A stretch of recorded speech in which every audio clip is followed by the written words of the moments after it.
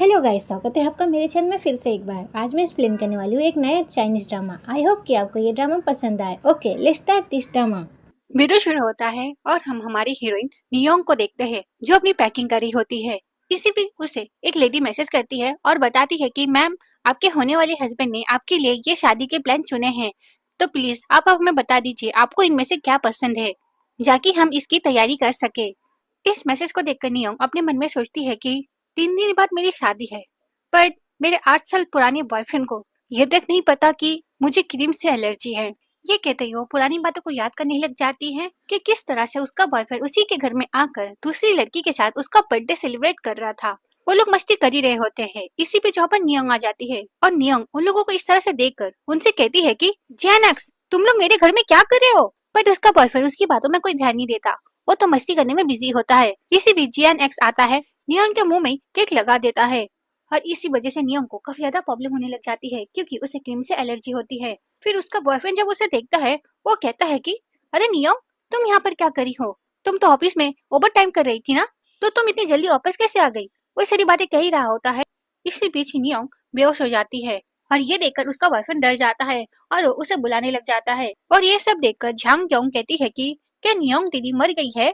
ये कहते हुए वो काफी ज्यादा स्माइल कर रही होती है। फिर जैन एक्स झांग्यो से कहता है कि जल्दी से 120 में कॉल करो। ये सुनकर वो कहती है कि हाँ हाँ अभी करती हूँ। ये कहते हैं ये सीन यहीं पर कट होता है। फिर नेक्स्ट सीन में हम देखते हैं कि नियंग को जीएनएक्स हॉस्पिटल ले जाता है और उसके बाद नियंग का अच्छी तरह से इलाज होता है। फिर वो ठीक हो जाती है। फिर डॉक्टर जीएनएक्स से कहता है कि मरीज को क्रीम से एलर्जी है, अगर थोड़ी देर भी हो जाती उन्हें यहाँ पर लाने में तो उनकी मौत भी हो सकती थी, तो प्लीज आगे से आप लोग ध्यान रखना कि फिर से ऐसा कुछ ना हो। ये सब कहकर डॉक्टर यहाँ से चला जाता है। डॉक्टर के यहाँ से जाने के बाद जीएनएक्स नियंग का हाथ पकड़ते हुए उससे माफी मांगने लग जाता है, पर नियोंग अपना हाथ छुड़ाकर उससे कहती है कि तुम लोगों ने बिना पूछे मेरे घर में बर्थडे बनाने का फैसला कैसे किया? हाँ। ये सुनकर वो उसे कुछ कह पाता इससे पहले ही झांगयोंग का कॉल आता है और झांगयोंग का कॉल देखकर वो जल्दी से उठा लेता है। फिर झांगयोंग नाटक करते हुए कहती है कि जियांग, मैं अभी ना नीचे आई थी कुछ खरीदने के लिए, इसी बीच ना कुछ लोग मेरे पीछे पड़ गए हैं और मुझे काफी ज्यादा डर लग रहा है। ये सुनकर जियानेक्स कहता है कि झांगयोंग, तुम डरो मत, तुम एक काम करो, जहाँ पर तुम्हें लोग और रोशनी दिख रही है तुम वहां पर जाओ और तुम वहीं पे रहना, ठीक है? मैं अभी आता हूँ। ये कहकर वो फोन कट कर देता है और इसकी सारी बातें सुनकर नियोंग कहती है कि फिर से झांगयोंग, क्यों सही कहा ना? ये सुनकर उसका बॉयफ्रेंड कहता है कि उसका कोई पीछा कर रहा है, अभी मुझे जाना होगा, प्लीज तुम बात को थोड़ा समझो। ये कहकर वो उसे चला जाता है। उसके वहां से चले जाने के बाद नियोंग अपनी मॉम को कॉल करती है और उनसे कहती है कि मॉम, मैं तैयार हूँ गुचंग से शादी करने के लिए। ये कहते ये सीन पे कट होता है। फिर नेक्स्ट सीन में हम उसे उसकी चाची के साथ देखते हैं जो उसे हॉस्पिटल से घर ले जा रही होती है। इसी बीच उसकी चाची कहती है कि जियानेक्स कहाँ है और वो तुम्हें हॉस्पिटल लेने क्यों नहीं आया? ये सुनकर नियोंग अपनी चाची से झूठ बोलते हुए कहती है कि वो काम में कुछ ज्यादा ही बिजी है, इसी वजह से वो मुझे लेने नहीं आ पाया। इतना वो कह ही पाती है। इसी बीच जियानेक्स झांगयुंग के साथ आ जाता है और उन दोनों को वहां पर देखकर नियोंग उससे कहती है कि जियानेक्स, तुम इसके साथ यहाँ पर क्या कर रहे हो? ये सुनकर उसका बॉयफ्रेंड कहता है कि नियोंग, प्लीज गलत मत समझो, दरअसल झांगयुंग जहाँ पर रह रही थी वो एरिया सेफ नहीं था, इसी वजह से मैं उसे इस सोसाइटी में ले आया ताकि वो यहाँ पर रह सके और मैं उसका ध्यान भी रख सकूं। ये सारी बातें सुनकर नियोंग को काफी बुरा लगता है। फिर नियोंग कहती है कि तुम्हारे पास उसके साथ रहने के लिए काफी टाइम है ना?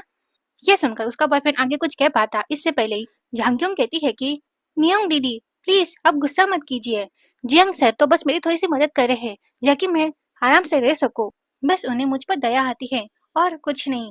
ये सुनकर नियोंग कहती है कि तुम्हें मुझ पर दया आती है?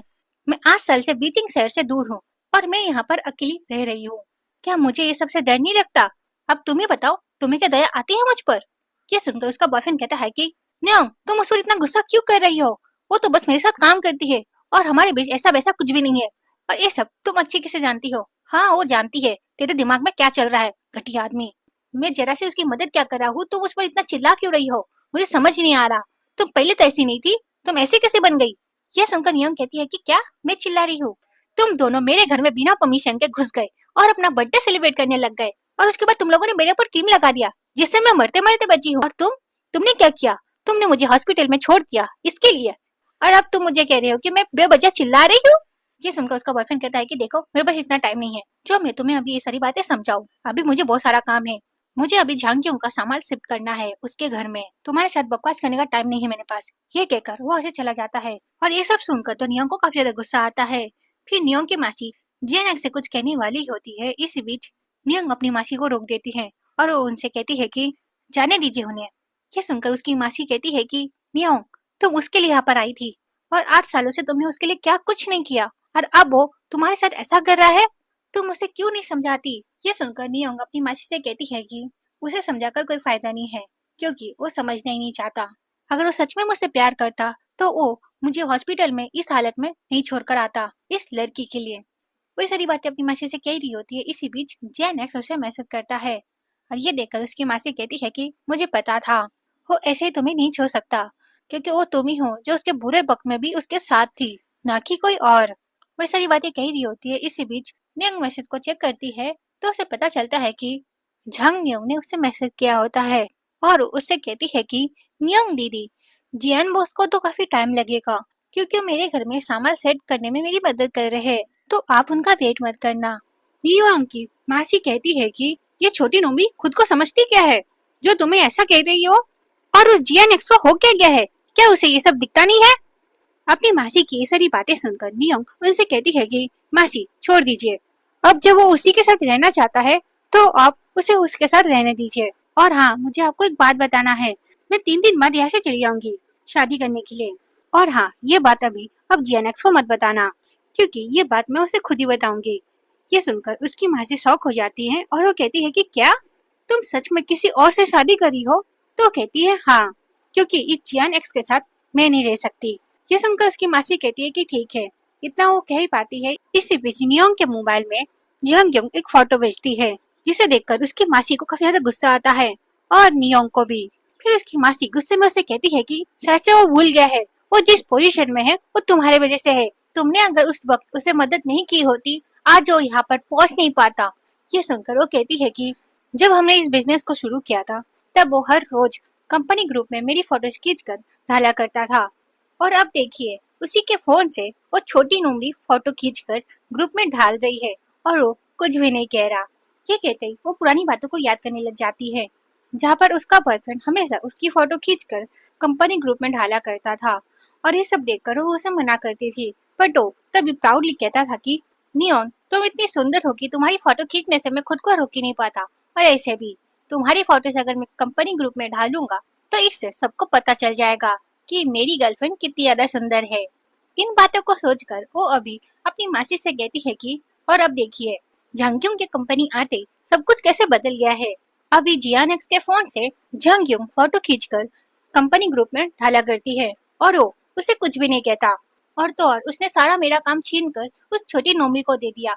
और जब मैंने उससे पूछा उसने ऐसा क्यों किया, आपको पता है उसने मुझसे क्या कहा, झांग्युंग के अंदर मुझसे ज्यादा काबिलियत है, तो इन चीजों को वो ज्यादा अच्छे से हैंडल कर सकती है, ना कि मैं। और इसी वजह से धीरे धीरे मेरे दिल से उसके लिए प्यार खत्म हो गया और अब मैं इन चीजों से पक गई हूँ, और इसी वजह से मैं इन चीजों को छोड़कर यहाँ से जा रही हूँ। ये कहकर वो उस ग्रुप से निकल जाती है और उन सबको ब्लॉक कर देती है। फिर वो अपनी मासी के साथ चली जाती है। फिर ये सीन पे कट होता है। फिर नेक्स्ट सीन में हम उसे पैकिंग करते हुए देखते हैं। वो पैकिंग कर ही रही होती है, इसी बीच उसकी नजर एक फोटो एल्बम पे पड़ती है, जिसे देखकर वो पुरानी चीजों को याद करने लग जाती है कि किस तरह से उसका बॉयफ्रेंड पहले उसका फोटो खींचा करता था और वो उसकी कितनी केयर किया करता था, और अब उसी बॉयफ्रेंड की वजह से वो मरते मरते बची है। इन चीजों को याद करने के बाद वो उन फोटोज को जलाने लग जाती है। वो उन फोटोज को जलाई रही होती है, इसी बीच वहाँ पर जेनेक्स आ जाता है और वो जब नियोंग को उन फोटो को जलाते हुए देखता है तो वो भागते हुए आता है और नियोंग को धक्का मारकर गिरा देता है। फिर वो उन फोटोज को निकालने लग जाता है आग से, इसी बीच उसकी उंगली में लग जाती है। फिर वो गुस्से में कहता है कि तुमने इन फोटोज को जलाया क्यों। उसकी ये बात सुनकर नियोंग उठते हुए उससे कहती है कि मैंने अभी फोटो एल्बम में कीड़े देखे थे, इसी वजह से मैंने इन्हें जला दिया। ये सुनकर वो कहता है कि अगर इस एल्बम के अंदर कीड़ा था तो मुझे बता सकती थी, मैं आकर सब कुछ ठीक कर देता, इसे जलाने की क्या जरूरत थी। उसकी ये बात सुनकर नियोंग उससे कहती है कि जियांग जियांग, तुम शायद से भूल रहे हो, तुम कभी समय से घर नहीं आए, और तो और जब मैं तुम्हारी वजह से मरते मरते बची तब तुम मुझे हॉस्पिटल में बस एक ही बार देखने आए थे, क्या तुम ये सारी बातें भूल गए हो। ये सुनकर वो बस उसे देखता रह जाता है। फिर वो कहती है कि ऐसे भी एल्बम में बस की रही थे, इस छोटी सी बात के लिए मुझे तुम्हें बुलाने की कोई जरूरत नहीं थी। ये सारी बातें सुनने के बाद जीएनएक्स कहता है कि तुम शायद से भूल गई हो, वो केक तुम पर गलती से लग गया था, और ऐसे भी उस चीज का दोष तुम उस पर नहीं लगा सकती, और ये बात तुम अच्छी से जानती हो, और इसी वजह से तुम अपना गुस्सा हमारी इस फोटो एल्बम पर उतार रही हो। उसकी ये फालतू बातें सुनने के बाद वो उससे कहती है कि पहली बात तो तुम्हारी वजह से हमारा रिश्ता खराब हुआ है, ठीक है, और अब तुम ये दिखावा कर रहे हो कि हमारा जो रिश्ता खराब हुआ है वो सब मेरी वजह से हुआ है। क्यों, मैंने सही कहा ना, तुम सबको यही दिखाना चाहते हो ना। फिर वो गुस्से में अपनी पैकिंग करने लग जाती है, और ये सब देखकर जियानेक्स उसे पीछे से हक कर लेता है। फिर वो उसे कहता है कि नियॉन, तुम जानती हो ना, उस वक्त में काफी ज्यादा बिजी था, और मैं मानता हूँ कि उस वक्त में तुम्हारे ऊपर ध्यान नहीं दे सका, पर तुम जानती हो मैं तुमसे कितना प्यार करता हूँ, और मैं तुम्हारे बिना नहीं रह सकता। फिर वो इसी तरह उसे मस्का मारने लग जाता है, और उसे कहता है कि मैं तुम्हें कुछ दिन बाद फोटोज खींचने ले जाऊंगा। ये सुनकर वो उसे अपने पास से दूर करती है। फिर वो उससे कहती है कि अगर ये सारी बातें तुमने मुझसे पहले की होती ना, तो शायद मैं तुम्हें माफ भी कर देती, पर अब मैं तुम्हें माफ नहीं करूंगी, और तुमसे कोई भी रिश्ता नहीं रखूंगी। यह सुनकर वो कहता है कि नियॉन, क्या तुम इस वजह से नाराज हो कि मैं झांकियों को घर लाया और उसका बर्थडे बनाने लग गया? अगर ऐसा ही है तो मैं तुमसे पहले ही इस चीज की माफी मांग चुका हूँ, तो अब तुम ऐसा क्यों कर रही हो? उसकी सारी बातें सुनकर वो कहती है कि मुझे तुम्हारी माफी नहीं चाहिए, बट हाँ, अगर तुम्हें ऐसा लगता है कि तुमने मेरे साथ गलत किया है तो भी ठीक है। तुम एक काम करो, तुम मेरे लिए एक बर्थडे पार्टी की तैयारी करो। ये सुनकर वो कहता है कि क्या मैं? वो इतना कह ही पाता है, इसी बीच उसका फोन बजने लग जाता है। फिर वो अपना फोन चेक करता है, और उसे किसी और ने नहीं, झांगयोंग ने कॉल किया होता है, और ये सब नियोंग भी देख चुकी होती है। फिर जियानेक्स बहाना मारते हुए कहता है कि मुझे अभी ऑफिस में बहुत जरूरी काम आ गया है, तो अभी मुझे जाना होगा, तो तुम मेरा इंतजार मत करना, तुम सो जाना, ठीक है? और हाँ, मैं तुम्हें वादा करता हूँ, तुम्हारा बर्थडे पार्टी मैं बहुत धूमधाम से बनाऊंगा। ये कहते ही वो वहाँ से चला जाता है। उसके वहाँ से जाते ही वो अपनी मॉम से बात करने लग जाती है और अपनी पैकिंग करने लग जाती है। इसी बीच उसकी मॉम कहती है कि नियोंग, गुचंग ने शादी की सारी तैयारी कर ली है, और उसने अपने मैनेजर को भी भेज दिया है तुम्हें वापस लाने के लिए। ये सुनकर वो कहती है कि ठीक है मॉम। वो इतना कह ही पाती है, इसी बीच उसके घर में कोई आ जाता है। ये देखकर वो कहती है कि क्या मुझे वो इतनी जल्दी लेने आ गया? इतना वो कह ही पाती है, इसी बीच वहाँ पर झंगयोंग आ जाती है 2 लड़कियों के साथ। फिर वो नियॉन से कहती है कि हाय। उसे वहाँ पर देखकर वो कहती है कि तुम यहाँ पर क्या कर रही हो? तो वो कहती है कि मैं तो यहाँ पर तुम्हारे बर्थडे पार्टी की तैयारी करने के लिए आई हूँ, बट जीएनएस बॉस ने तुम्हारे बर्थडे पार्टी के लिए जो मुझे पैसे दिए हैं वो सच में काफी कम है, और उन पैसों से मुझे नहीं लगता कि मैं तुम्हारा बर्थडे पार्टी कोई धूमधाम से बना सकती हूँ। बट तुम टेंशन मत लो, मैं कोशिश करूंगी कि तुम्हारा बर्थडे में जितना हो सके उतना बुरा बना सकूं। ये कहते हुए वो अपने हार को दिखाने लग जाती है, और ये देखकर नियोंग उसके गले से वो हार ले लेती है। फिर वो उससे कहती है कि झांगयोंग, तो वो तुम ही हो जिसने मेरा ये हार चुराया था। सच में तुम काफी ज्यादा घटिया लड़की हो। तुम्हें क्या लगता है कि तुमने मुझसे जीआरएक्स को ले लिया है तो तुम मेरी हर एक चीज मुझसे ले सकती हो? फिर जब नियोंग झांगयोंग को देखती है उसे और गहरा गुस्सा आ जाता है। फिर वो उस हार को उसके ऊपर फेंकते हुए उससे कहती है कि तुम्हें मेरी यूज की हुई चीजें लेना पसंद है ना, तो फिर तुम इसे भी रखो, क्योंकि मैं किसी की यूज की हुई चीज यूज नहीं करती। ये सारी बातें सुनकर इसे काफी ज्यादा गुस्सा आता है, और इसी बीच वहाँ पर जियानेक्स आ जाता है, और ये देखकर ये खुद को हर्ट कर लेती है। और जब जियानेक्स आकर ये सब देखता है तब वो गुस्से में आकर वो नियोंग को एक थप्पड़ मार देता है। फिर उसे कहता है कि नियोंग, तुम ये सब क्या कर रही हो? हाँ, तुम्हें पता भी है झांगक्यूंग ने तुम्हारे बर्थडे पार्टी के लिए ऑफिस से छुट्टी ली है ताकि वो तुम्हारे बर्थडे की तैयारी कर सके, और तुम हो के उसके साथ ऐसा कर रही हो? तुम्हें शर्म नहीं आती? और ये सब देखकर झांगक्यूंग को काफी अच्छा लगता है। फिर झांगक्यूंग नाटक करते हुए कहती है कि आई एम सॉरी, शायद से मुझसे ही कोई गलती हो गई है। इन लोगों का ये सब नाटक देखकर नियोंग कहती है कि जेएनएक्स, हम 8 सालों से साथ हैं, और इन 8 सालों में मुझसे जितना हो सके मैंने उतनी मेहनत की है ताकि मैं तुम्हारे साथ इस कंपनी को आगे बढ़ा सकूं, और तुम धीरे धीरे मुझसे दूर होते रहे। बट मुझे ऐसा लगा कि तुम काम के वजह से मुझसे दूर हो, बट मैं गलत थी, क्योंकि तुम मुझसे दूर इस झांगियों के वजह से थे। और तो और हम 8 सालों से साथ हैं, बट तुम्हें ये भी नहीं पता कि मुझे क्रीम से एलर्जी है, और कितनी सारी ऐसी बातें हैं जो तुम्हें अभी तक नहीं पता। बट इसे आए कंपनी में कुछ ही महीने हुए हैं, पर तुम्हें इसकी हर एक छोटी से छोटी बात पता है। और तो और तुम मेरे घर में इसका बर्थडे पार्टी बना रहे थे, और आज तुमने इसी की वजह से मेरे ऊपर हाथ उठाया, और तुम कहते हो कि तुम मुझसे प्यार करते हो और मैं तुम पर भरोसा करूं? तो मुझे नहीं चाहिए तुम्हारा प्यार, और ना ही मुझे तुम्हारे साथ मेरा बर्थडे बनाना है। ये कहकर वो सारा सामान नीचे गिरा देती है। फिर उससे कहती है कि और तुम जानते हो इस बार की मेरी बर्थडे विश क्या है? यही कि मैं तुमसे इस जन्म में और कभी नहीं मिलना चाहती। ये कहकर वो अपना बैग लेती है और वहां से जाने लग जाती है। इसी बीच जीएनएक्स नियोंग से कहता है कि नियोंग, तुम मुझे इस तरह से छोड़कर कैसे जा सकती हो? ये सुनकर नियोंग कहती है कि हाँ, मैं तुम्हें छोड़कर जा रही हूँ क्योंकि मुझे और तुमसे कोई रिश्ता नहीं रखना। और हाँ, मैं बहुत जल्द शादी करने वाली हूँ, तो तुम मुझसे दूर ही रहना। ये कहकर वहां से चली जाती है। ये देखकर जीएनएक्स उसके पीछे जाता है और उसे रोकने की कोशिश करता है, पर वो उसकी कोई बात नहीं सुनती।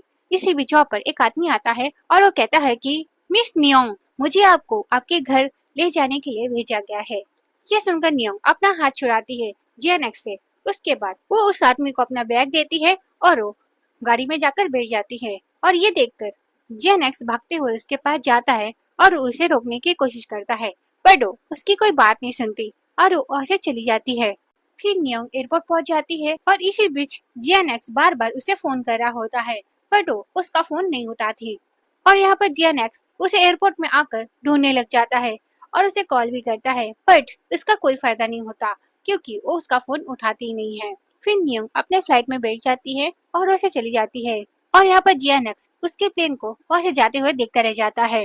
और नियोंग के वहां से चले जाने के बाद ये गुस्से में अपना फोन पटकते हुए कहता है कि तुम मुझे ऐसे छोड़ के नहीं जा सकती, तुम बस मेरी हो, तुम किसी और से शादी नहीं कर सकती, तुम बस मेरा इंतजार करो, मैं जल्दी यहाँ पर आ जाऊंगा। ये कहते ही ये सीन यहीं पे कट होता है। फिर नेक्स्ट सीन में हम नियोंग को देखते हैं जो शादी के जोड़े में काफी ज्यादा सुंदर लग रही होती है। फिर वो अपना मेकअप करने लग जाती है। इसी बीच वहाँ पर उसके पेरेंट्स आ जाते हैं और वो उसकी काफी ज्यादा तारीफ भी करने लग जाते हैं। ये सब सुन के उसे काफी ज्यादा अच्छा लगता है। फिर इसी बीच वहाँ पर गुचंग आ जाता है और गुचंग को वहाँ पर देखकर ये उससे कहती है तुम? तो कहता है कि हाँ, मैं। ये कहते ही हमें एक पुराने सीन को दिखाया जाता है। जब नियोंग कॉलेज में थी तब सब लड़कियां गुचंग की काफी ज्यादा तारीफ किया करती थी और नियोंग लड़कियों की ये सारी बातें सुनकर देखने लग जाती है कि लड़कियां किसकी बातें कर रही है।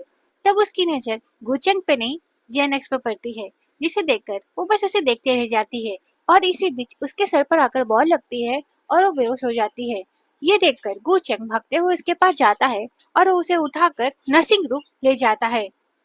और ये देखकर जीएनएक्स भी उनके पीछे भागते हुए जाता है। फिर गुचंग उसे डॉक्टर के पास ले जाता है और डॉक्टर उसे चेक करने के बाद कहता है कि कोई जाकर आइस का बैग ले आओ। डॉक्टर की ये बात सुनकर गुचंग कहता है कि मैं जाकर ले आता हूँ। ये कहते ही वो उसे भागते हुए चला जाता है और उसके वहां से जाते जीएनएक्स अंदर आ जाता है और वो नियोंग के पास जाकर बैठ जाता है।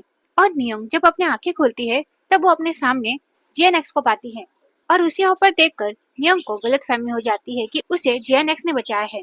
और इसी गलतफहमी की वजह से वो उसे थैंक यू कहती है। और इसी बीच वहाँ पर गुचंग आता है आइस पैक लेकर और ये देखकर नर्स उससे आइस पैक ले लेती है। उसके बाद वो डॉक्टर को देती है और डॉक्टर नियोंग के सर में लगा देता है। और ये सब देखकर गुचंग और से चला जाता है। और इसी गलतफहमी की वजह से बाद में ये दोनों डेट करने लग जाते हैं। और इन्हें इस तरह से देखकर गुचंग को काफी ज्यादा बुरा लगता है, पर वो अब कुछ नहीं कर सकता। इसी वजह से वो वहां से चला जाता है। और इन्हीं बातों को याद करने के बाद वो नियोंग को देखता है। फिर वो उससे कहता है कि काफी समय बाद हम मिले। ये सुनकर वो कहती है कि हाँ, तुमने सही कहा। ये कहते ये सीन पे कट होता है। फिर हम नेक्स्ट सीन में उन दोनों को फोटो खींचते हुए देखते हैं। इसी बीच फोटोग्राफर कहता है कि मैम सर, थोड़ा क्लोज आइए, तभी तो फोटोज अच्छे आएंगे। फिर वो लोग ऐसा ही कर रहे होते हैं। इसी बीच फोटोग्राफर कहता है कि क्या आप मैम को किस कर सकते हैं? ये सुनकर वो मना कर देता है और ये दोनों काफी ज्यादा शाई फील करने लग जाते हैं। और नियम को इतना शाई फील करते हुए देखकर गुचंग उसे चॉकलेट देता है और वो उससे कहता है कि ज्यादा टेंशन मत लो। ये सुनकर वो कहती है कि किसने कहा कि मैं टेंशन ले रही हूँ? उसकी बात सुनकर वो चॉकलेट निकालकर उसे कहता है कि अपना मुंह खोलो। तो अपना मुंह खोल देती है और वो उसके मुंह में चॉकलेट डाल देता है। और उसके ऐसे करने की वजह से नियम उसको मारती है।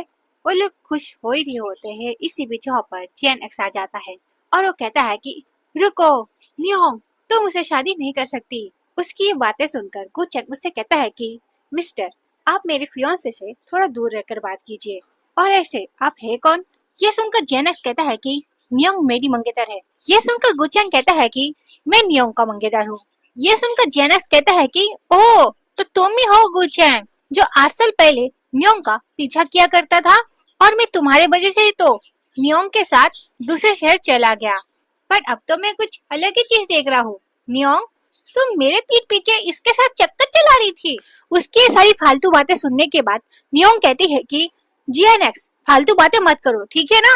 और ऐसे भी मुझे तुम्हारी हकीकत पता है, ठीक है? और एक बात, 8 साल पहले गुचंग मेरा पीछा नहीं किया करता था, वो मुझसे प्यार करता था और उसने मुझे बचाया था, ना कि तुमने। और अगर तुम उसे झूठ ना बोलते और हमारे बीच ना आते तो मैं आज गुचंग के साथ होती, ना कि तुम्हारे साथ। और तो और मेरे 8 साल बर्बाद नहीं होते।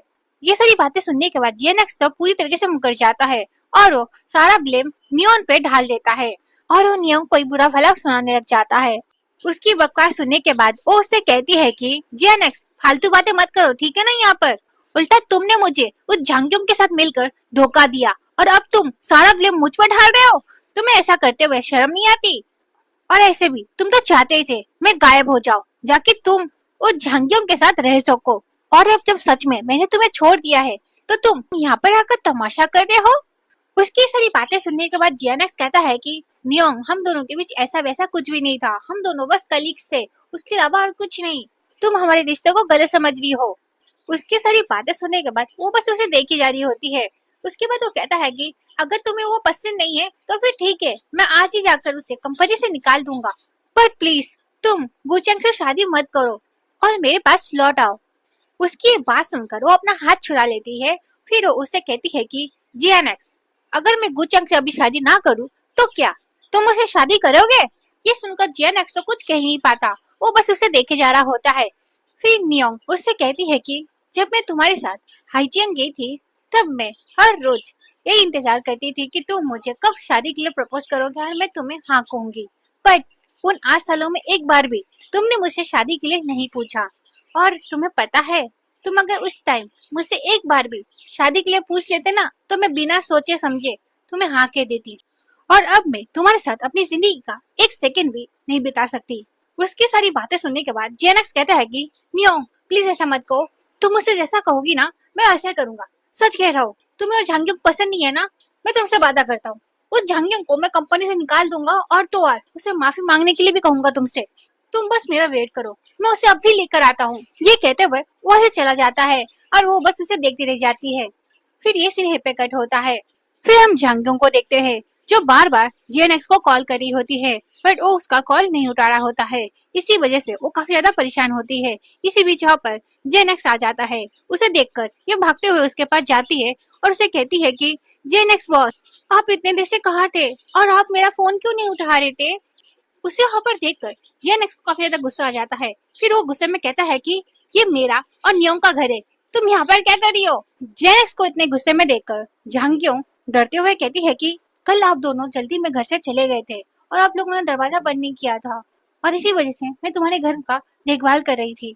उसकी बात सुनकर जेएनएक्स कहता है कि अगर तुम्हें इतनी फिक्र थी तो तुम दरवाजा बंद करके भी तो जा सकती थी। जेएनएक्स को इतने गुस्से में देखकर वो उससे कहती है कि जेएनएक्स बॉस, आपको क्या हुआ है? आप इतने गुस्से में क्यों लग रहे हो? पहले तो आपने कभी भी मुझ पर इतना गुस्सा नहीं किया, आज क्या हो गया आपको? उसकी बात सुनकर जेएनएक्स को काफी ज्यादा गुस्सा आता है। फिर वो गुस्से में कहता है कि सब तुम्हारे वजह से हुआ है, तुम्हारे वजह से न्योंग ने मुझे छोड़ दिया और अब वो किसी और से शादी करने वाली है। ये सुनकर झांग्योंग कहती है कि जेएनएक्स बॉस, पहले तो आप ही कहते थे ना आपको न्योंग से शादी नहीं करनी है, तो अब तो अच्छा हुआ ना वो खुद ही चली गई किसी और से शादी करने के लिए। ये कहते हुए वो उसके क्लोज जाती है और उससे कहती है कि आज रात हम दोनों को कोई परेशान नहीं करेगा। और उसकी ये सारी हरकतें देखने के बाद जेएनएक्स को काफी ज्यादा गुस्सा आ जाता है। फिर जेएनएक्स उसे अपने से दूर करता है। फिर उससे कहता है कि न्योंग किसी और से शादी करी है और तू यहाँ पर मेरे साथ ऐसा करने की कोशिश करी है। उसकी सारी बातें सुनने के बाद झांग्योंग को भी गुस्सा आ जाता है। फिर झांग्योंग गुस्से में कहती है कि न्योंग ने आपको धोखा दिया, इसमें मेरी क्या गलती है? वो सारी बातें कह रही होती है। इसी बीच जेएनएक्स की नजर उसकी घड़ी पर पड़ती है। उसके हाथ की घड़ी देखकर जेएनएक्स का तो हाथ पकड़ लेता है। फिर वो उससे कहता है कि ये तो न्योंग का है ना, तो तुमने इसे क्यों पहना है? ये सुनकर वो उसे कुछ कह नहीं पाती। ये देखकर उसे और गुस्सा आ जाता है। फिर वो गुस्से में उसे कहता है कि तुमने उसकी और क्या क्या चीजें चुराई है? हाँ, सारी चीजें लौटाओ अभी के अभी, नहीं तो मैं तुम्हारे खिलाफ पुलिस कंप्लेंट करूंगा। उसकी सारी बातें सुनकर ये तो डर जाती है। फिर वो कहती है कि जेएनएक्स बॉस, आप ये क्या कह रहे हैं? अगर मैंने नियोंग दीदी की एक घड़ी पहन ली तो इसमें क्या बड़ी बात है? उनके पास तो काफी घड़ियां है, क्यों है ना? उसकी ये सारी बातें सुनने के बाद जेनेक्स उसे कहता है कि अगर तुम उसके बर्थडे वाले दिन उसका वो हार तुम ना पहनती तो वो मुझे छोड़कर नहीं जाती। बताओ मुझे, तुमने उसकी और क्या क्या चीजें ली है? उसकी ये सारी बातें सुनने के बाद ये तो रह जाती हैं। फिर वो डरते हुए कहती है कि मुझे लगा कि नियोंग दीदी अपने साथ सारी चीजें ले गई है, पर जब मैंने उनका कवर चेक किया तब मैंने देखा कि वो तो सारी चीजें यहाँ पर छोड़ कर ही गई है। तो उन चीजों को देखकर मुझे ऐसा लगा कि ये तो परे परे यहाँ पर बर्बाद हो जाएंगे, इसलिए मैंने इनमें से एक घड़ी पहन ली। ये सुनकर जेनेक्स कहता है कि जो चीज तुम्हारी नहीं है उसे लेना चोरी कहलाता है, क्या ये बात तुम्हें पता नहीं? ये कहते हुए उसके हाथ से घड़ी खोल रहा होता है और उसे कहता है कि सच में तुम बहुत बड़ी चोर हो, जल्दी से मुझे सारी चीजें लौटाओ, नहीं तो मैं तुम्हें नहीं छोड़ूंगा। फिर झांक्योंग कहती है कि मैं चोर नहीं हूँ जेनेक्स बॉस। उसकी ये बात सुनकर जेनेक्स कहता है कि अभी भी झूठ बोल रही हो, लगता है तुम्हें अच्छे से सबक सिखाना पड़ेगा। उसकी ये बात सुनकर झांक्योंग डर जाती है। फिर झांक्योंग कहती है कि जेनेक्स बॉस, आप मुझसे क्या चाहते हो? ये सुनकर जेनेक्स कहता है कि तुम अगर अभी भी मेरी असिस्टेंट बन के रहना चाहती हो तो तुम मुझे सारी चीजें लौटा दो और मेरे साथ बीचिंग शहर चलो नियोंग से माफी मांगने के लिए। ये सुनकर झांक्योंग कहती है कि जेनेक्स बॉस, मैं सच में कुछ समझ नहीं पा रही हूँ। आप भी पहले नियोंग दीदी से काफी ज्यादा परेशान थे और अब जब वो ऐसा चली गई है तो अभी आप उन्हें वापस लाने के लिए ऐसा क्यों कर रहे हो? ये सुनकर जेनेक्स कुछ कहता नहीं। ये देखकर वो उससे कहती है कि क्या आपको याद नहीं, पहले जब मैं रोती थी तब आप कैसे भागे भागे मेरे पास आ जाते थे और मेरी हमेशा हर चीज में हेल्प किया करते थे। तो अब क्या हो गया है आपको? आप ऐसा क्यों कर रहे हो? यह कहते हुए वो रोने लग जाती है और वो उसके करीब जाने लग जाती है। ये देखकर जेनेक्स उसे अपने से दूर करता है और उसे कहता है कि औरतों का रोना मुझे सबसे ज्यादा नापसंद है। मैं तुमसे अभी एक ही बात पूछूंगा, क्या तुम मेरे साथ बीचिंग से चलोगी नियोंग से माफी मांगने, क्या नहीं? ये सुनकर झांग्योंग कहती है कि जेनेक्स बॉस, मुझे सच में नहीं पता कि मैंने क्या गलत किया है जिस वजह से मुझे नियोंग दीदी से भी माफी मांगनी पड़ेगी। उसकी सारी बातें सुनने के बाद जेनेक्स को काफी ज्यादा गुस्सा आता है। फिर वो गुस्से में कहता है कि मेरे सामने नाटक करना बंद करो, समझी तुम? मैं पहले तुम्हें काफी ज्यादा मासूम समझा करता था और इसी वजह से तुम्हारी हर एक गलतियों को मैं अनदेखा कर दिया करता था, पर अब मैं सब कुछ समझ गया हूँ, ये सब तुम्हारी वजह से हुआ है। ये कहते हुए वो उसका गला दबा देता है और उससे कहता है कि चुपचाप से अगर तुम मेरे साथ बीचिंग शहर जाकर नियोंग से माफी नहीं मांगती तो मैं तुम्हें बिल्कुल भी नहीं छोड़ूंगा, समझी तुम? ये कहते हुए वो उसका गला छोड़ देता है और ये सब देखकर तो झांग्योंग काफी ज्यादा डर जाती है। फिर झांग्योंग उसे कहती है कि प्लीज प्लीज मुझे माफ कर दो, मैं तुमसे वादा करती हूँ मैं सच में तुम्हारे साथ जाऊंगी बीचिंग शहर, जाकि मैं नियोंग दीदी से माफी मांग सकूं। ये कहते ये सीन यहीं पे कट होता है। फिर नेक्स्ट सीन में हम देखते हैं कि झांग्योंग सारी चीजें लाकर जेनेक्स को दे देती है और उससे कहती है कि जेनेक्स बॉस, मैंने जो भी चीजें ली थी वो सारी चीजें इस बैग में हैं। ये सुनते जेनेक्स उस बैग को ले लेता है। फिर वो उसको खोलकर देखने लग जाता है कि उसने नियोंग की कौन कौन सी चीजें उसने ली थी। ये सारी चीजें देखने के बाद जेनेक्स कहता है कि सच में तुम कितनी घटिया हो, तुमने उसके जूते तक चुरा लिए। ये सुनकर वो कहती है कि मैंने इन्हें काफी बार मॉल में देखा है पर मैं इन्हें कभी खरीद नहीं सकी क्योंकि ये जूते मेरे एक महीने की सैलरी जितनी थी और इसी वजह से मैंने नियोंग दीदी के ले लिए क्योंकि उनका पैर का साइज और मेरी साइज एक ही थी। ये सब सुनकर जेनक्स उसे देखता है, फिर उससे कहता है कि तुम चुपचाप से अब मेरे साथ बीचिंग शहर जाओगी और नियोंग से माफी मांगोगी, समझी तुम? और तो और उसे सारी बातें सच सच बताओगी, नहीं तो मैं तुम्हें नहीं छोड़ूंगा। ये सुनकर वो कहती है कि हाँ मैं सच में सब कुछ बता दूंगी सच सच, बट प्लीज आप मुझे कंपनी से बाहर मत निकालिए प्लीज।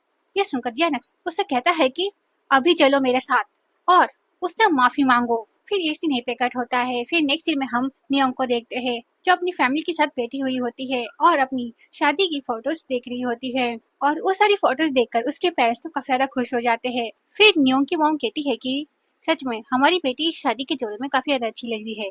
तो नियोंग के डैड कहते हैं कि अच्छी तो लगेगी, गुचेंग ने स्पेशली हमारी बेटी के लिए ये शादी का जोड़ा काफी फेमस डिजाइनर से जो बनाया है। ये सुनकर नियोंग कहती है कि बट उसे मेरे कपड़ों का साइज कैसे पता चला? तो उसकी माँ उससे कहती है कि गुचेंग ने मुझसे मांगा था तो मैंने ही उसे दिया था। ये सुनकर वो काफी ज्यादा खुश हो जाती है कि गुचेंग उसके बारे में कितना ज्यादा सोचता है। फिर नियोंग की मॉम कहती है कि अब मैं ये सारी फोटोज सोशल मीडिया में डालूंगी और मेरे सारी दोस्तों को जलाऊंगी।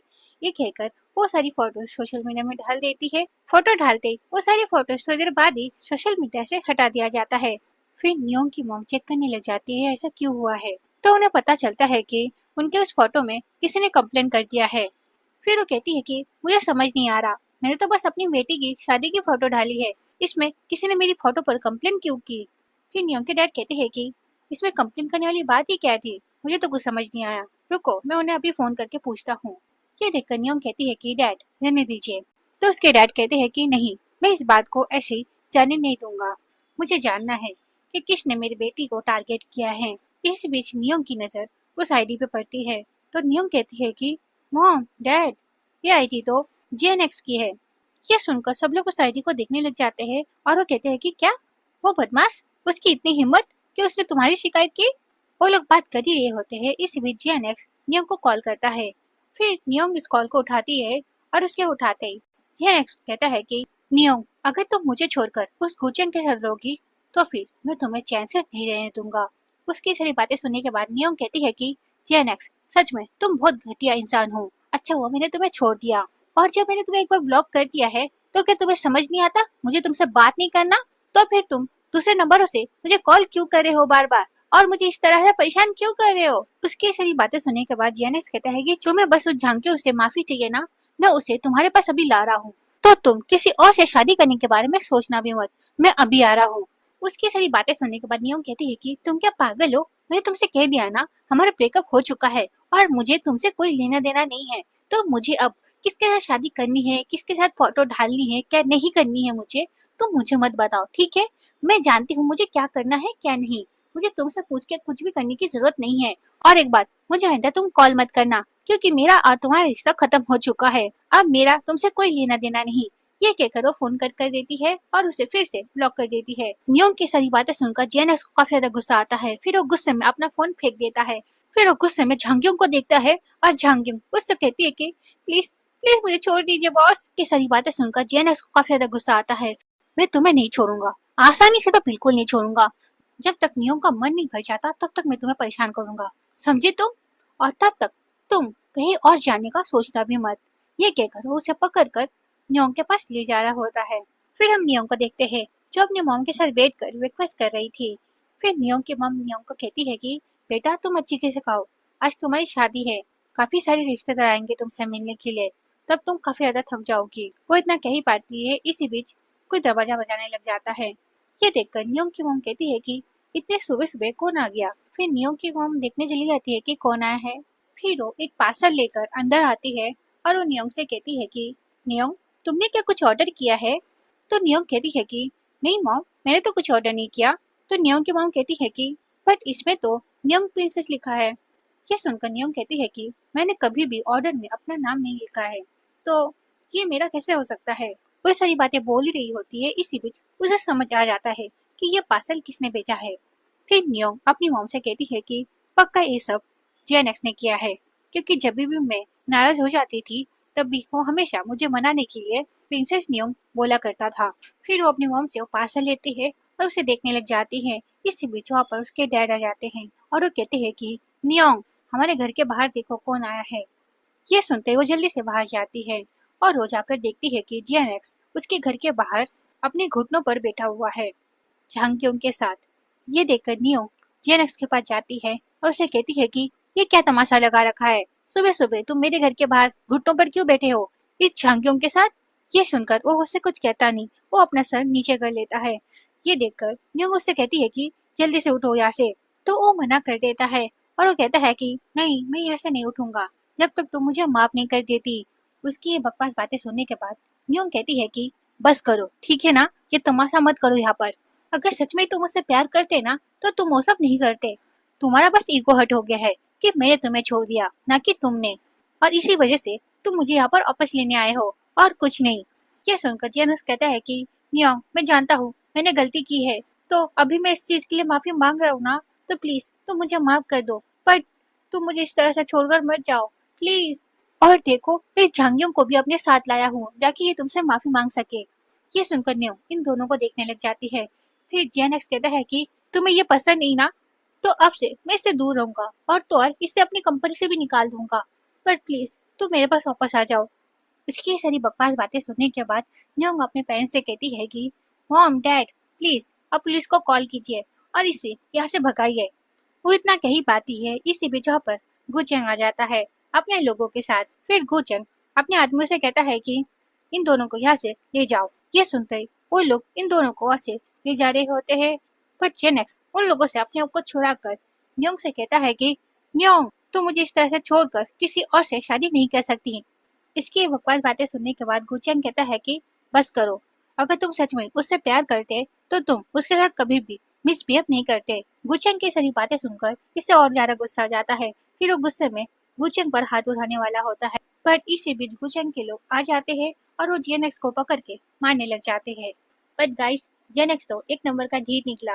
वो मार खाने के बाद भी फिर से भागते हुए आता है और न्योंग से कहता है कि न्योंग मैं मानता हूँ कि मैं पहले गलत था, पर प्लीज तुम मुझे एक मौका दो, मैं अपनी गलती सुधार लूंगा, मैं सच कह रहा हूँ। उसकी सारी बातें सुनने के बाद भी जब नियोंग उसकी बातों पे ध्यान नहीं देती है, तब जेनेक्स अपनी जेब से उसका हार निकाल के उसे दिखाते हुए कहता है कि ये देखो, ये तुम्हारा हार है ना जो झांगयोंग ने ले लिया था। देखो मैंने उससे ये चीज वापस ले ली है, तो प्लीज तुम मुझे माफ कर दो। फिर नियोंग उस हार को लेकर फेंक देती है। फिर वो जेनेक्स से कहती है कि मुझे उस झांगयोंग की यूज की हुई चीजें नहीं चाहिए, तुम ही रखो। नियोंग की सारी बातें सुनने के बाद जेनेक्स कहता है कि नियोंग मैं सच कह रहा हूँ, मैं सच में बदल गया हूँ और मैं तुमसे बहुत प्यार करता हूँ, तो प्लीज तुम उसके खातिर तुम मुझे एक बार माफ कर दो। सच कह रहा हूँ, मैं आइंदा ऐसा कभी कुछ नहीं करूंगा जिससे तुम हर्ट हो। ये सारी बातें सुनने के बाद भी नियोंग उसे माफ नहीं करती और उससे कहती है कि हमारा रिश्ता काफी पहले खत्म हो चुका है और मैं अब शादी करने वाली हूँ, तो प्लीज अब यहाँ से चले जाओ। ये कहकर वो वहाँ से गुचेंग के साथ चली जाती है। नियोंग को वहाँ से जाते हुए देखकर जेनेक्स उसे रोकने की कोशिश करता है, पर गुचेंग के लोग उसे रोक देते हैं और नियोंग और गुचेंग वहाँ से चले जाते हैं। और ये सब देखकर वो अपना सारा गुस्सा झांगयोंग पर उतारता है। जेनेक्स से मार खाने के बाद झांगयोंग जेनेक्स की मॉम को कॉल करती है और उनसे कहती है कि आंटी जेनेक्स बॉस ने मुझे मारा। ये सुनकर जेनेक्स झांगयोंग को देखता है और उसे कहता है कि तुम किससे बात करी हो। ये कहते हुए उसका फोन ले लेता है और देखने लग जाता है कि वो किससे बात करी थी। फिर उसे पता चलता है कि उसने किसी और को नहीं उसकी मॉम को कॉल किया होता है। फिर जेनेक्स की मॉम कहती है कि क्या जेनेक्स ने तुम्हें मारा? बेटा तुम टेंशन मत लो, मैं अभी वहाँ पर आकर उसे अच्छी तरह से सबक सिखाऊंगी। ये सुनकर जेनेक्स कहता है कि यहाँ पर आकर और क्या ही फायदा मॉम, आपको पता भी है यहाँ पर क्या हो गया है। तो उसकी मॉम कहती है कि क्या हुआ है जो तुम उस बेचारी बच्ची को मारे हो। तो कहता है कि न्योंग किसी और से शादी कर रही है। ये सुनकर उसकी मॉम कहती है कि क्या, न्योंग किसी और से शादी कैसे कर सकती है, तुम रुको मैं अभी आती हूँ। ये कहते ही वो फोन कट कर देती है। ये कहते ही ये सीन यहाँ पे कट होता है। फिर हम थोड़ी देर बाद का सीन देखते हैं जहाँ पर जेनेक्स की मॉम भागते हुए आ जाती है और वो आते ही जहांगीर को देखने लग जाती है और उसे कहती है कि बेटा तुम ठीक तो हो ना। वो उससे बात कर ही रही होती है, इसी बीच वहाँ पर न्योंग गुचेंग के साथ आ जाती है। फिर जेनेक्स की मॉम न्योंग से कहती है कि न्योंग सच में तुम कितनी ज्यादा घटिया लड़की हो। पहले तो तुमने 8 सालों तक मेरे बेटे को डेट किया और अब तुम किसी और से शादी कर रही हो। ये सुनकर न्योंग भी चुप नहीं रहती। फिर न्योंग कहती है कि आंटी नाटक करना बंद कीजिए, ठीक है ना। जेएनएक्स ने और आपने ऑलरेडी तो जंगजंग को पसंद कर लिया है, तो अब मेरे होने या फिर ना होने से आप लोगों को क्या फर्क पड़ता है। उल्टा तो अब आप लोगों के लिए और अच्छा हुआ है क्योंकि अब मेरी जगह खाली जो हो गई है। नियोंग की बातें सुनने के बाद जेएनएक्स की मॉम कहती है कि सच में अच्छा हुआ कि मैंने पहले ही अपने बेटे को सावधान कर दिया था तुमसे, क्योंकि मुझे पहले से तुम पर डाउट था और मुझे तुम कुछ खास पसंद भी नहीं थी। मुझे तो झांगयोंग पसंद थी और इसी वजह से मैंने जेएनएक्स से कहा कि वो झांगयोंग से शादी करे, न कि तुमसे। ये सुनकर झांगयोंग कहती है कि थैंक यू आंटी कि आपने मुझे इतना प्यार और इतना सपोर्ट किया, पर जेएनएक्स बॉस तो मुझे शादी नहीं करना चाहते। और तो और जेएनएक्स बॉस ये चाहते हैं कि मैं न्योंग दीदी से माफी मांगू, इसी वजह से वो मुझे यहाँ पर लाए हैं। ये सुनकर जेएनएक्स की मॉम कहती है कि क्या उसने तुम्हारे साथ ऐसा किया? बेटा तुम डरो मत, अब मैं आ गई हूँ, अब तुम्हें कोई भी सता नहीं सकता। फिर वो जेएनएक्स को देखती है और उससे कहती है कि जेएनएक्स जल्दी से तुम झांगयोंग से माफी मांगो। ये सुनकर जेएनएक्स कहता है कि क्या मैं उससे माफी मांगू? फिर वो झांगयोंग को देखता है और उसे कहता है कि तुम्हारी इतनी हिम्मत कि तुम मेरी मॉम को मेरे खिलाफ कर रही हो। ये कहते हुए वो उसे थप्पड़ मार देता है। ये देखकर उसकी मॉम उसे रोकती है और उसे कहती है कि क्या तुम पागल हो गए हो जो तुम उसे इस तरह से मार रहे हो? हाँ। फिर जेनेक्स कहता है कि माँ अगर ये लड़की हमारे बीच ना आती तो आज मैं और नियोंग शादी कर रहे होते। ये सुनकर जेनेक्स की मॉम नियोंग से कहती है कि तुम्हें क्या लगता है तुम इस लड़के से शादी करके खुश रहोगी?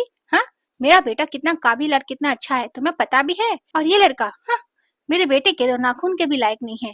अपनी मॉम की ये सारी बातें सुनने के बाद जेनेक्स अपने मॉम से कहता है कि मॉम, नियोंग के साथ जो लड़का खड़ा है वो गु चैंग है, बीचिंग सर का सबसे बड़ा आदमी। ये सुनकर उसकी मॉम शॉक हो जाती है और वो अपना टोन बदलते हुए कहती है कि ओह तो वो आप है। आंटी का ऐसा बदला हुआ रूप देखकर गु चैंग कहता है कि मैं तो आप लोगों को बस नियोंग के वजह से झेल रहा हूँ, नहीं तो मैं तो आप जैसे लोगों से दूर ही रहता हूँ। ये सुनकर आंटी का तो मुंह ही बन जाता है। फिर वो अपना सारा गुस्सा झांगयोंग पे उतारती है। फिर वो आंटी उससे कहती है कि अगर तुम ना होते तो आज मेरा बेटा काफी ज्यादा खुश होता नियोंग के साथ। ये कहते हुए वो उसे पकड़ कर पानी में डुबाने लग जाती है। इन लोगों के ऐसे करने की वजह से झांगयोंग को भी गुस्सा आ जाता है। फिर झांगयोंग गुस्से में कहती है कि सारा ब्लेम आप लोग मेरे ऊपर कैसे ढा सकते हो? झांगयोंग बॉस ने भी तो नियोंग दीदी को परेशान किया है, तो फिर सारी चीजों के लिए आप लोग मुझे क्यों ब्लेम कर रहे हो? ये सुनकर तो आंटी को गुस्सा आ जाता है। फिर आंटी गुस्से में कहती है कि बस करो, मुझे पता है मेरा बेटा कैसा है, समझी तुम? मेरे बेटे के खिलाफ और एक बात बोला ना तो मैं तुम्हें छोड़ूंगी नहीं। ये कहते हुए वो फिर से उसे डुबाने लग जाती है। फिर वो नियोंग के पास जाती है और उससे कहती है कि देखो नियोंग, मैंने उसे अच्छी तरह सबक सिखाया, अब तो तुम खुश हो ना? तो अब क्या तुम जेनेक्स को एक मौका दे सकती हो? आंटी की सारी बातें सुनने के बाद नियोंग कहती है कि आंटी, मुझे अब आपके बेटे में कोई इंटरेस्ट नहीं है, तो फिर आप अपने बेटे को अपने पास ही रखिए, ओके?